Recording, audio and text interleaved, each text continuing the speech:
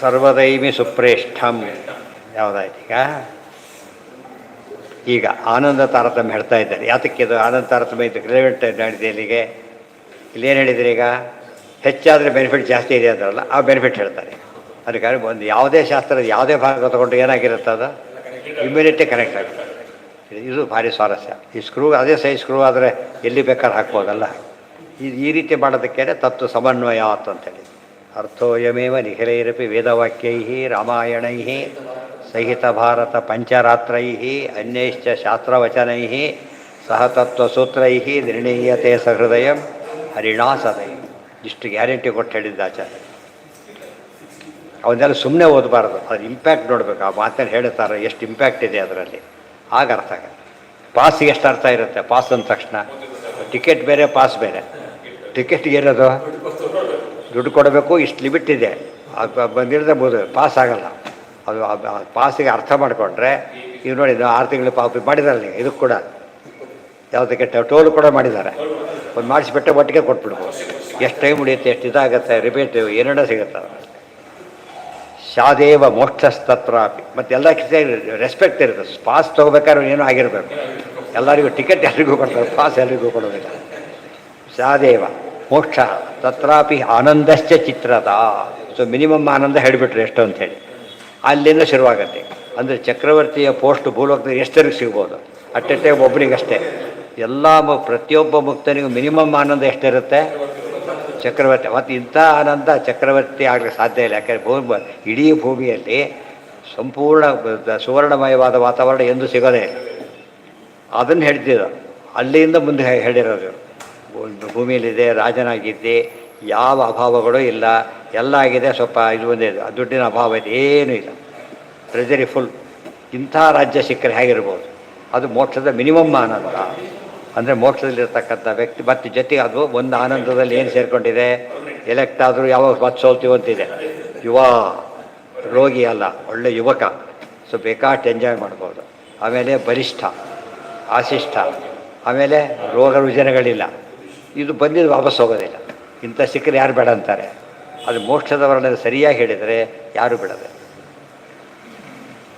ಶಾದೇವ ಮೋಕ್ಷಸ್ತತ್ರಾಪಿ ಆನಂದಸ್ಯ ವಿಚಿತ್ರತಾ ಎಷ್ಟು ಸಾಧುಗುಣೈರ್ಯುಕ್ತ ತಸ್ಯೈವ ಪಖಿಲಾಮಹಿ.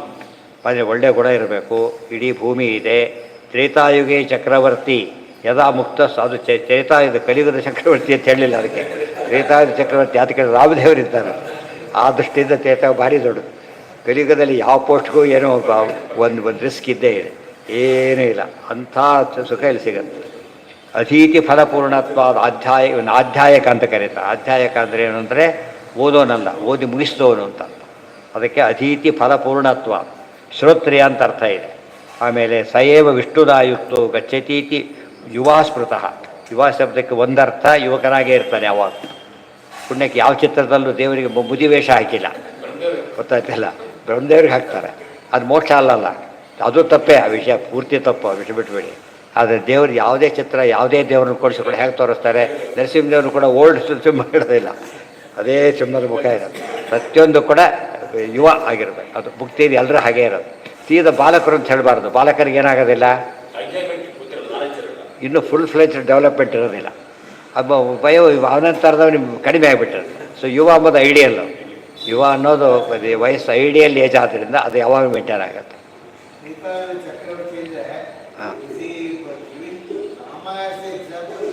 ರಾಮ ಯಾರ?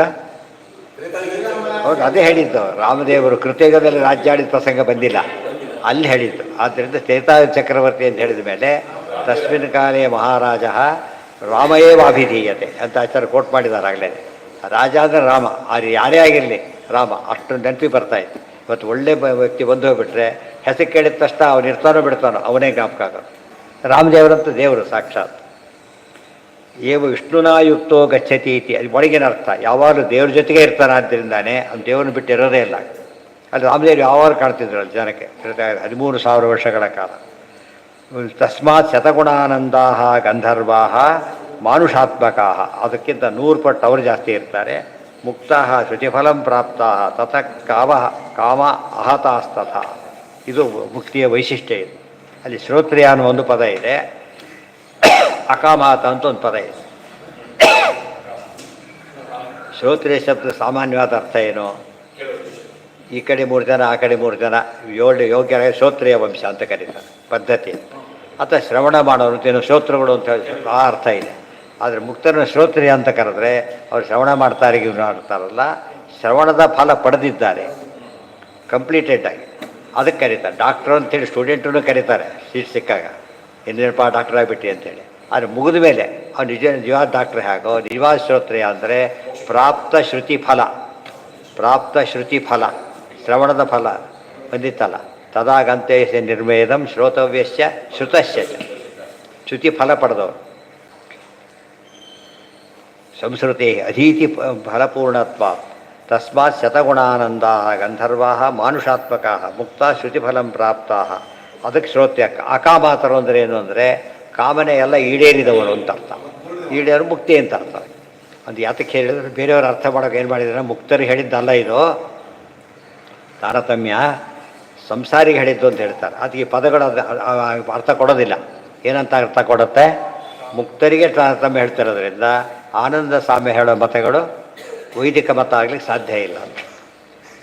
ತೇ ಶತ ಮನುಷ್ಯ ಗಂಧರ್ವಾಣಾಮಾನಂದಾಹ ಗಂಧರ್ವಾಣಾಮಾನಂದ ಸಏಕೋ ದೇವಗಂಧರ್ವಾಣಾಮಾನಂದ. ಮನುಷ್ಯರ ಆನಂದ ಇದೆಯಲ್ಲ ಗಂಧರ್ವರದು, ಅವರಿಗಿಂತ 100 ಪಟ್ಟು ಜಾಸ್ತಿ ಯಾರಿಗೆ? ದೇವಗಂಧರ್ವರಿಗೆ. ಅಷ್ಟಲ್ಲೇ ಡಿಫರೆನ್ಸ್ ಆಯ್ತು. ಈಗ ಶ್ರೋತ್ರಿಯ ಎಲ್ಲರೂ ಕಾಮನ್ ಹಾಕಿದ್ರು. ಒಂದು ಸರ್ತಿ ಹೇಳಿದ್ರೆ ಉದ್ದಕ್ಕೆ ಹೇಳ್ತಾರೆ ಮುಕ್ತರಿಗೆ ಮುಕ್ತರಿಗೆ ಮುಕ್ತರಿಗೆ ಅಂತ ಅರ್ಥ. ಇಷ್ಟು ಸರ್ತಿ ಹೇಳಿದ್ರು ಕೂಡ ಅವರು ಸಂಸಾರಿಗೆ ಏನು ಮಾಡ್ಬೇಕು? ಅದಕ್ಕೆ ಅಷ್ಟು ಸರ್ತಿ ಹೇಳಿದ್ರು ಸರಿಯಾಗಿ ತಿಳ್ಕೊಳ್ಳೋದ್ರೆ ತಪ್ಪಾಗತ್ತೆ. ಏ ಶತಂ ದೇವಗಂಧರ್ವಾಣಾಮಾನಂದ ಏಕಃ ಪಿತॄಣಾಂ ಚಿರಲೋಕಾನಾಮಾನಂದ. ಚಿರಪಿತೃಗಳ ಆನಂದ ಅದಕ್ಕಿಂತ 100 ಪಟ್ಟು ಜಾಸ್ತಿ. 100 ಅಂದರೆ ಅರ್ಥ ಬಹು ಬರಿಬಾರ್ದು. ಶ್ರೋತ್ರಿಯಶ್ಚ ಅಕಾಮಹತಸ್ಯ ತೇ ಶತಂ ಪಿತೃಣ. ಇಲ್ಲಿ ಪದ ನೆನಪಾಗುತ್ತೆ. ಈ ಮಧ್ಯೆ ಮಧ್ಯೆ ಹೇಳೋದು ಎಲ್ಲಿ ನೆನಪಾಗಿತ್ತು? ಇದು ರಿಪಿಟೇಷನ್ ಎಲ್ಲಿ ಬಂದಿತ್ತು ಹಿಂದೆ? ಏನು ಹೇಳಿದ್ರು ಹಿಂದೆ ಬಂದು ನೆನಪಿದೆ ಆಯ್ತು ಅದು ರಿಪಿಟೇಷನ್ನು ಏನಂತ? ಇದೇ ಉಪನಿಷತ್ನಲ್ಲೇನೆ ಏನಂತ? ಋತಂಚ ಸ್ವಾಧ್ಯಾಯ ಪ್ರವಚನ ಅಭ್ಯಾಸ ಸತ್ಯಂಚ ಸ್ವಾಧ್ಯಾಯ ಪ್ರವಚಿತ ಎಲ್ಲ ಹೇಳಿದ್ರಿಂದ ಸ್ವಾಧ್ಯಾಯ ಪ್ರವಚನ ಕಾಮನ್ ಹೇಗೆ ಮಾಡಿದ್ರು, ಇಲ್ಲಿ ಇದನ್ನು ಕಾಮನ್ ಮಾಡಿದ್ದ. ಮುಕ್ತರಿಗೆ ಮುಕ್ತರಿಗೆ ಅಂತ ಒತ್ತಿ ಹೇಳ್ತಾ ಇದ್ದಾರೆ. ಶ್ರೋತ್ರಿಯಶ್ಚ ಅಕಾಮಹತಸ್ಯ ತೇ ಶತಂ ಆಜಾನಜಾನಾಂ. ಆಜಾನರ ಆನಂದ ಅವರಿಗಿಂತ 100 ಪಟ್ಟು.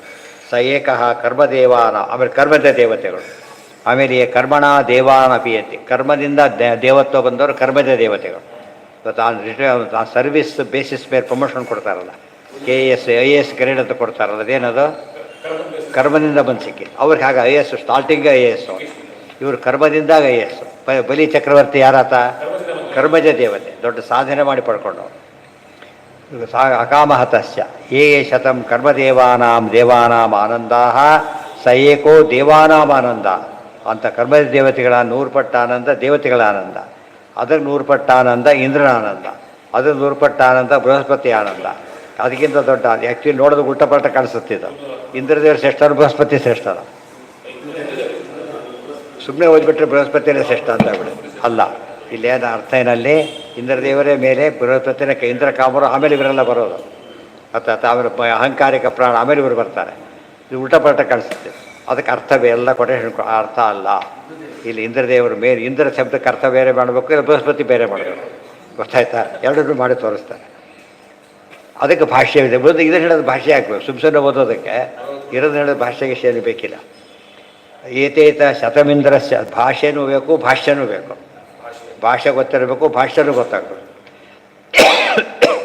ಸ ಏಕೋ ಬೃಹಸ್ಪತಿಯರಾನಂದ. ಅದರ ಮೇಲೆ ಏಕ ಪ್ರಜಾಪತಿ ಆನಂದ. ಎಲ್ಲ ಬುಟಪಟ ಆಗಿಬಿಡತ್ತೆ.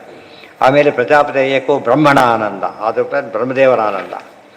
ಇದೆಲ್ಲದಕ್ಕೆ ಅರ್ಥ ಬರೀತಾ ಹೇಳ್ತಾರೆ. ಅದೆಲ್ಲ ನಾಳೆ. ಸರ್ವೇಂದ್ರಿಯ ಪ್ರೇರಕೇಣ ಶ್ರೀ ಪ್ರಾಣಪತಿ ಮಹಾಂತೇನ ಪ್ರಿಯತಾಂ ಕಮಲ ಆನಂದತೀರ್ಥವರದೆ ದಾನವಾರಣ್ಯ ಪಾವನೆ ಜ್ಞಾನದಾಯಿನಿ ಸರ್ವೇ ಶ್ರೀನಿವಾಸ ಮನಃ